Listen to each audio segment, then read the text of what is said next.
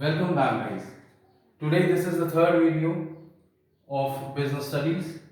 और पहले दो वीडियोस में हमने दो चैप्टर कवर कर लिया। पहले दो वीडियोस में हमने फर्स्ट चैप्टर कवर किया था, nature and significance of management. Now this is the second chapter which is principles of management. इस वीडियो में हम दो टॉपिक कवर करेंगे. एक नेचर कहें, फीचर्स कहें, कैरेक्टरिस्टिक्स कहें, तीनों का जो मतलब है वो एक ही है. और सेकेंड जो टॉपिक हम कवर करेंगे दैट इज सिग्निफिकेंस, या उसे हम कह रहे हैं इंपॉर्टेंस. तो starting with the first topic which is nature of principles of management. इस एंटायर चैप्टर में हम ये समझने की कोशिश करेंगे कि भाई प्रिंसिपल्स ऑफ मैनेजमेंट क्या होते हैं, उनके क्या फीचर्स हैं, और सेकेंड टॉपिक जो हम कवर करेंगे उनके क्या इंपॉर्टेंस है. एक इम्पॉर्टेंट आपको अपडेट देना बहुत ज़रूरी है. आज सुबह का न्यूज़पेपर जब देख रहे थे तो उसमें साफ साफ सीबीएसई ने दिया हुआ है कि पहले तो सिर्फ बिजनेस स्टडीज़ में ही जो केस स्टडीज़ आती थी, लेकिन इनफैक्ट इस साल से वो बहुत बड़ा चेंजेस कर रहे हैं. तो मैंने सोचा ये अपडेट आपको दे दें कि इस बार हर एक चैप्टर, हर एक सब्जेक्ट में वो लगभग 50% वो प्लान कर रहे हैं कि हर एक उसमें केस प्रॉब्लम वो डालेंगे.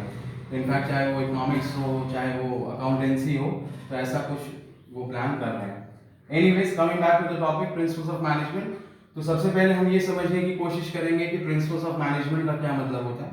तो प्रिंसिपल्स ऑफ मैनेजमेंट गाइस, ये सारे जो प्रिंसिपल्स हैं, और बेसिकली इस चैप्टर में दो हम बहुत इंपॉर्टेंट टॉपिक पढ़ेंगे which is principle given by Fayol and Taylor. तो वो फिलहाल हम अगले वीडियो में कवर करेंगे. प्रिंसिपल्स ऑफ मैनेजमेंट क्या है? ये बेसिकली एक जनरल गाइडलाइंस होती है. ऐसा कोई ये प्रिंसिपल्स नहीं बनाए गए जो किसी सिचुएशन में आपको कोई रेडीमेड सॉल्यूशन दे देते हैं कि भैया ये हो गया, आपने 2 नंबर टैबलेट खा लिया, प्रॉब्लम सॉल्व हो गया. तो ये principle of management, these are basically general guidelines. General guidelines का क्या मतलब होता है कि जनरल गाइडलाइंस में ये मैनेजर्स को डिफरेंट सिचुएशंस में ये हेल्प करते हैं कि वो किस तरह से उस सिचुएशंस को टैकल करें. और ये प्रिंसिपल्स ऑफ मैनेजमेंट उनको एक गाइड की तरह हेल्प करते हैं. गाइड की तरह हेल्प करते हैं का क्या मतलब कि फॉर एग्जांपल मान लीजिए आप कोई मैथ्स का क्वेश्चन सॉल्व कर रहे हैं.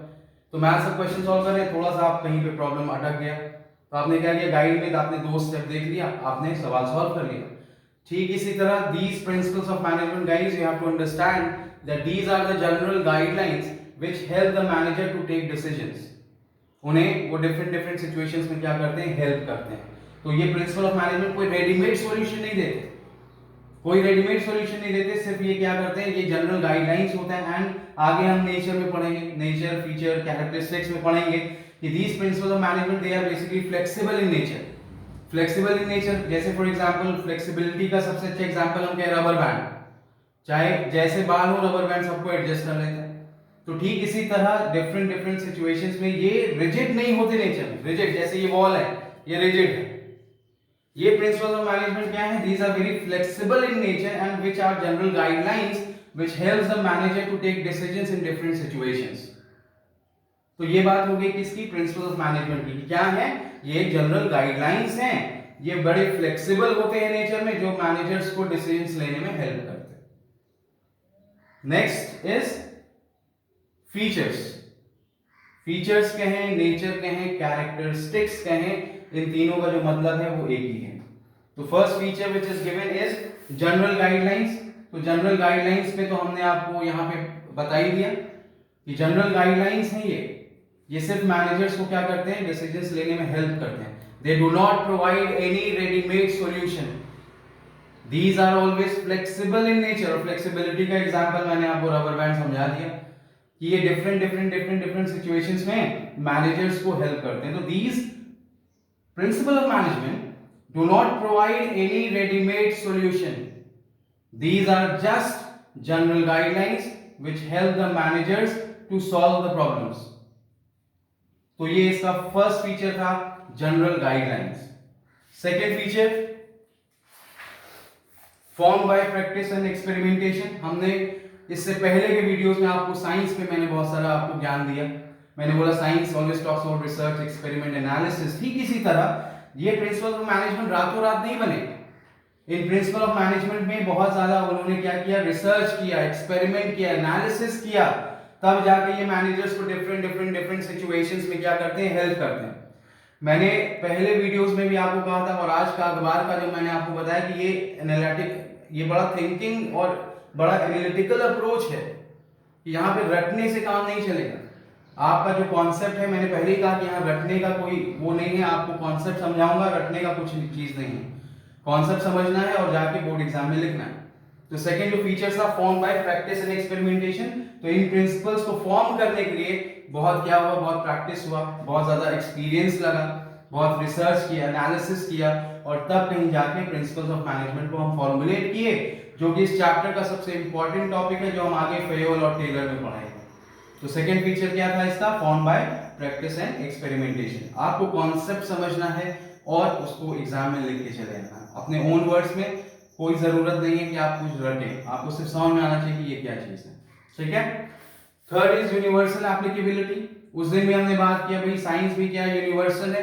उसी तरह प्रिंसिपल्स ऑफ मैनेजमेंट क्या है, ये भी यूनिवर्सल है।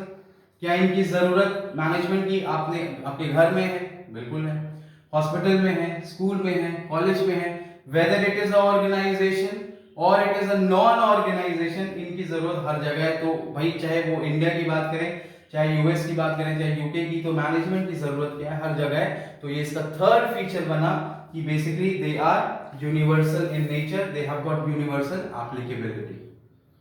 ठीक है, इतना क्लियर हो गया। Next is flexible. तो मैंने फ्लेक्सिबिलिटी पे पहले ही आपको एग्जांपल दे दिया कि these principles of management they are very very flexible in nature। ये रिजिड नहीं होते, ये मैनेजर्स अपने हिसाब से ऑर्गेनाइजेशन में, जाहिर सी बात है हर एक ऑर्गेनाइजेशन में अलग अलग सिचुएशन अराइज होगी, तो अलग अलग सिचुएशंस में मैनेजर्स अपने एक्सपीरियंस से अलग अलग तरीके से उस सिचुएशन को क्या करेंगे, हैंडल करेंगे। क्योंकि हमने पहले ही कहा जो इसका पहला फीचर था, these principles of management, these are general guidelines, these are flexible in nature, which only help, they do not provide any ready-made solution, which only help the managers to tackle the situation। कि हर एक organisation में different situations arise होगी, तो ये बड़े flexible होते हैं क्योंकि मैनेजर्स अपने ही तरीके से उस सिचुएशन को क्या करते हैं, हैंडल करते हैं। ठीक है, ये आपका फोर्थ फीचर था। Fifth is contingent. कंटिंजेंट का मतलब क्या होता है, कंटिंजेंट का मतलब होता है प्रिवेलिंग सिचुएशन।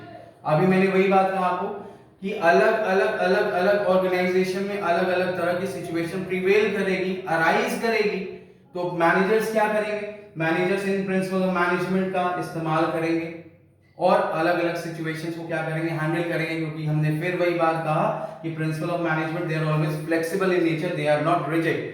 तो मैनेजर्स उन्हें अपने हिसाब से क्या करते हैं, यूज करते हैं और कंटिंजेंट यानी प्रिवेलिंग सिचुएशन को किस तरीके से इन प्रिंसिपल का इस्तेमाल करें ताकि मैनेजर्स को उस सिचुएशंस को डील करने में क्या हो, ये वो बहुत हेल्प करेंगे। ठीक है, नेक्स्ट इज बिहेवियरल। अब जब इन प्रिंसिपल्स को आप अपनी जिंदगी में यूज करेंगे, इनको आप पढ़ेंगे, तो ऑटोमेटिकली आपका जो बिहेवियर है, आपका जो नजरिया है, आपका जो एटीट्यूड है towards work, because we are talking about management. और पहले ही लेक्चर में हमने कहा था कि management is what, management is all about managing people and things. तो ऑटोमेटिकली एक एग्जांपल छोटा सा दें कि अगर इन प्रिंसिपल का हम इस्तेमाल करेंगे, so the people in the organisation they will develop an understanding towards machineries, towards raw materials, because उनका जो बिहेवियर है वो ऑटोमेटिकली क्या होगा, वो चेंज होगा इन प्रिंसिपल्स ऑफ मैनेजमेंट को हम जब इस्तेमाल करेंगे। एंड जो पहले फीचर्स थे, they are flexible in nature, they are not rigid, और मैनेजर्स को ये हेल्प करते हैं, they do not provide any readymade solution. ठीक है, last is cause and effect relationship.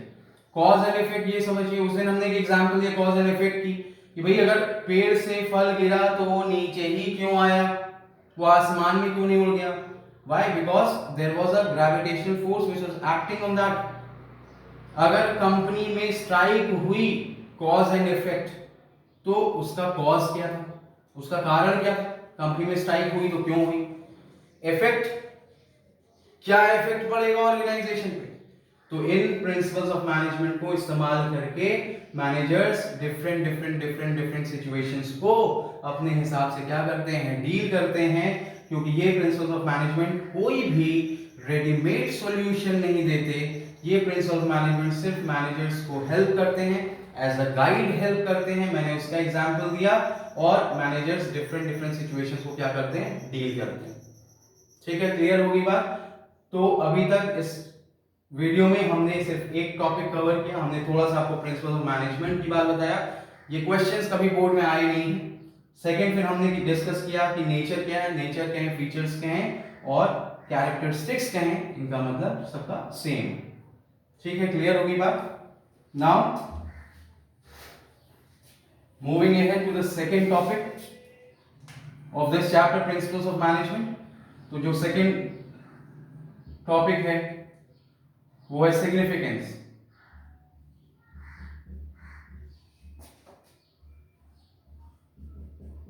काफी पॉइंट्स में आप देखेंगे काफी चीजें सिमिलर हैं। सिग्निफिकेंस कहें एग्जाम में, इंपॉर्टेंस कहें प्रिंसिपल ऑफ मैनेजमेंट का, दोनों का जो मतलब है वो गाइस क्या है, वो है सेम है। ठीक है, तो second topic is what are the importance और what are the significance of principles of management. So first point is provide managers with useful insight into reality. तो फर्स्ट पॉइंट इसमें क्या है, provides manager with useful insight into reality. अभी हमने क्या कहा आपको, इन प्रिंसिपल्स का इस्तेमाल करके मैनेजर्स फ्यूचर सिचुएशंस को थोड़ा सा प्रेडिक्ट कर सकते हैं। प्रेडिक्ट कर सकते हैं क्या मतलब कि आगे के फ्यूचर सिनेरियोज में वो उन्हें हेल्प करेगा प्रिंसिपल ऑफ मैनेजमेंट कि वो फ्यूचर के लिए डिसीजंस ले सकते हैं। तो ये इसका फर्स्ट पॉइंट है, which helps the manager with useful insight into reality. और मैंने बार बार कहा कि these principles of management they do not provide any readymade solution, these act as general guidelines which help the managers to tackle the situation। तो ये सिर्फ managers को क्या कर रहे हैं, हेल्प करते हैं ताकि वो फ्यूचर की चीजों को थोड़ा बेटर तरीके से क्या कर सकें, हैंडल कर सकें। however these are always flexible in nature, these are always contingent in nature, that means prevailing situation। तो जैसा सिचुएशन अराइज होगा मैनेजर्स उस चीज को उसी हिसाब से हैंडल करेंगे, टैकल करेंगे। ठीक है, ये फर्स्ट पॉइंट हुआ। Second is optimum utilisation of resources and effective administration. Optimum utilisation of resources. अब रिसोर्सेज को हमने उस दिन भी बताया कि हमने कहा रिसोर्सेज क्या है, हमारे मेन एंड क्या है, थिंग्स। यानी मैनेजमेंट में हमने क्या बताया कि मैनेज क्या करना है, मेन, और टी से मैंने क्या कहा था, manage things. When there is a perfect combination of human resource, men is what, human resource. आप और हम इस देश के लिए क्या है, ऑर्गेनाइजेशन में जहां काम कर रहे हैं उनके लिए क्या है, हम एक रिसोर्स है। और थिंग्स में मैंने उस दिन कहा दुनिया की सारी चीजें आती हैं, चाहे वो रॉ मटेरियल्स हो, चाहे वो मशीनरीज हो, तमाम सारी चीजें, वो सारी चीज किस में आती है, थिंग्स में आती है। सो अगर जबरदस्त मैनेजमेंट होगा, मैंने उस दिन आपको टाटा का एग्जांपल दिया कि वहां पे मैनेजमेंट इज एक, और वहां उस दिन फीचर पढ़ा था कि management is intangible in nature, और वहां का मैनेजमेंट इज नोटिसेबल। तो अगर हम एक परफेक्ट कॉम्बिनेशन, एक बहुत जबरदस्त मैनेजमेंट होगा, और मैनेजमेंट किसका करना है, मेन का करना है, थिंग्स का करना है, तो ऑटोमेटिकली हम अपने रिसोर्सेज का मैक्सिमम यूटिलाइजेशन कर पाएंगे, हम अपने रिसोर्सेज का ऑप्टिमम यूटिलाइजेशन कर पाएंगे, और ऑटोमेटिकली हम अपने ऑर्गेनाइजेशनल गोल्स को, ऑब्जेक्टिव्स को हम क्या करेंगे, हम आसानी से अचीव कर पाएंगे। ठीक है, क्लियर हो गया बात। Second point. Third is scientific decisions. अब हमने यही क्या था, अभी हमने फीचर में कुछ नहीं पढ़ा कि these principles basically are based on research and experiment, cause and effect relationship, क्या कारण है और उसका ऑर्गेनाइजेशन पे क्या इंपैक्ट पड़ेगा, ये सारी चीजें हम किसमें पढ़ रहे हैं, मैनेजमेंट में। तो मैंने क्या कहा कि ये these principles रातों रात नहीं बन गए, इन प्रिंसिपल्स पे बहुत ज्यादा क्या हुआ, रिसर्च हुआ, एनालिसिस हुआ, एक्सपेरिमेंट हुआ, रिसर्च हुआ, और तब कहीं जाके ये प्रिंसिपल्स आप पढ़ रहे हैं। अब आगे बीकॉम करेंगे, चाहे बीबीए करेंगे, चाहे एमबीए करेंगे, these principles basically these are basically the first steps कि आपको बेसिक्स यहाँ पढ़ना पड़ेगा। चाहे आप बीकॉम में पढ़ेंगे, आगे आपको फेवर टेलर पढ़ना पड़ेगा, आप बीबीए पढ़ेंगे, एमबीए पढ़ेंगे, आप फेवर टेलर पढ़ेंगे, तो बेसिक्स यहीं पे कि ये प्रिंसिपल्स जो है वो क्या है, साइंटिफिक चीजों पे बेस्ड है, यानी इन पे रिसर्च किया गया, एक्सपेरिमेंट किया, एनालिसिस किया, रातों रात नहीं बन गया और आपकी किताब में नहीं छाप दिया कि आप बीकॉम में भी पढ़ रहे हैं, बीबीए में पढ़ रहे हैं, एमबीए में भी पढ़ रहे हैं, एमकॉम में भी पढ़ रहे हैं। तो यहाँ से इसकी मैनेजमेंट की बेसिक शुरुआत होती है, क्योंकि इन प्रिंसिपल्स पे बहुत ज्यादा रिसर्च किया है, एनालिसिस किया, एक्सपेरिमेंट किया है, और ये मैनेजर्स को फ्यूचर में डिसीजंस लेने में हेल्प करते हैं, क्योंकि ये एक जनरल गाइडलाइंस है। ठीक है, थर्ड पॉइंट हो गया। Fourth is meeting changing environment requirements.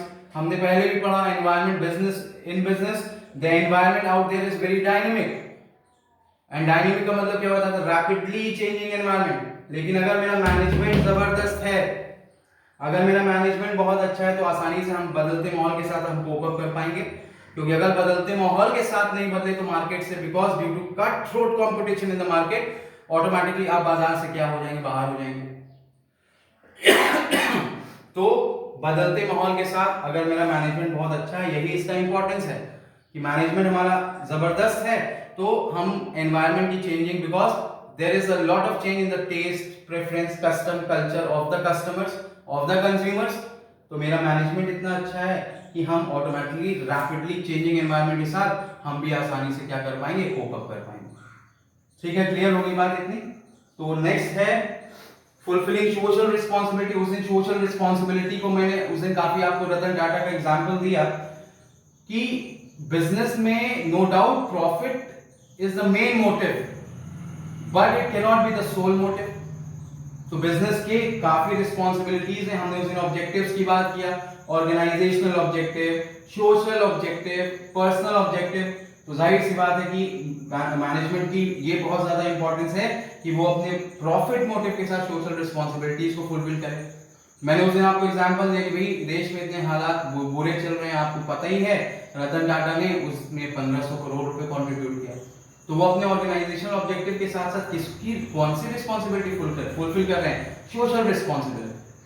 तो एक वेरी इंपॉर्टेंट एस्पेक्ट है कि मैनेजमेंट में कि अगर हम अपने ऑर्गेनाइजेशनल ऑब्जेक्टिव को फुलफिल कर रहे हैं। ऑर्गेनाइजेशनल ऑब्जेक्टिव में उस दिन 3 बार बोला था, ग्रोथ, सर्वाइवल एंड प्रॉफिट, और सेकंड बताया था सोशल ऑब्जेक्टिव। तो एक बिजनेस की ये सोशल रिस्पांसिबिलिटी है कि अपने ऑर्गेनाइजेशनल रिस्पांसिबिलिटी के साथ साथ वो अपनी सोशल रिस्पांसिबिलिटीज को क्या करें? वो फुलफिल करें। ठीक है, क्लियर होगी बात? लास्ट है management training, education and research. अब इनका ये इंपॉर्टेंस है। तो इस पॉइंट में क्या दिया है किताब में कि भाई आगे आप जो पढ़ाई करेंगे, जो मैंने अभी कहा कि आप अगर बीबीए कर रहे हैं, अगर आप एमबीए करने की सोच रहे हैं आगे, तो ये सारे जो फीचर्स हैं, ये सारे जो मैनेजमेंट के प्रिंसिपल्स हैं, ये जो सारे इंपॉर्टेंस हैं, ये एकदम स्टेपिंग स्टोन्स हैं। इन्हें आपको क्या करना होगा? इन्हें आपको बेसिक्स, ये है, आगे की पढ़ाई में क्या होगा? ये थोड़ा सा और इलाबोरेट हो जाएंगे और क्या होगा। तो ये जो आपको आगे के रिसर्च में, एजुकेशन वर्क में, यानी जो भी हम आगे की पढ़ाई करेंगे इन प्रिंसिपल्स ऑफ मैनेजमेंट का, उसमें भी बहुत ज्यादा क्या है? इंपॉर्टेंस है। तो गाइस इस वीडियो में हमने फिलहाल 2 टॉपिक मेजरली कवर किया। हमने समझा कि प्रिंसिपल्स ऑफ मैनेजमेंट क्या होते हैं, फिर हमने उनके नेचर की बात कहा, यानी कि फीचर्स की बात कहा, कैरेक्टरिस्टिक्स की बात किया। उसके बाद सेकंड टॉपिक हमने कवर किया विच इज सिग्निफिकेंस, या हम कहें इंपॉर्टेंस। तो अगर आपके मन में कोई डाउट है, कोई क्वेरी है, तो please feel free to write on my email address which is ajit AJIT_BPO@rediffmail.com।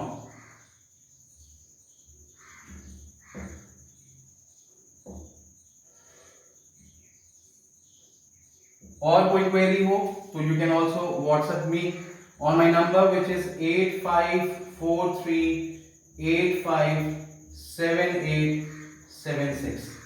तो thank you so much guys.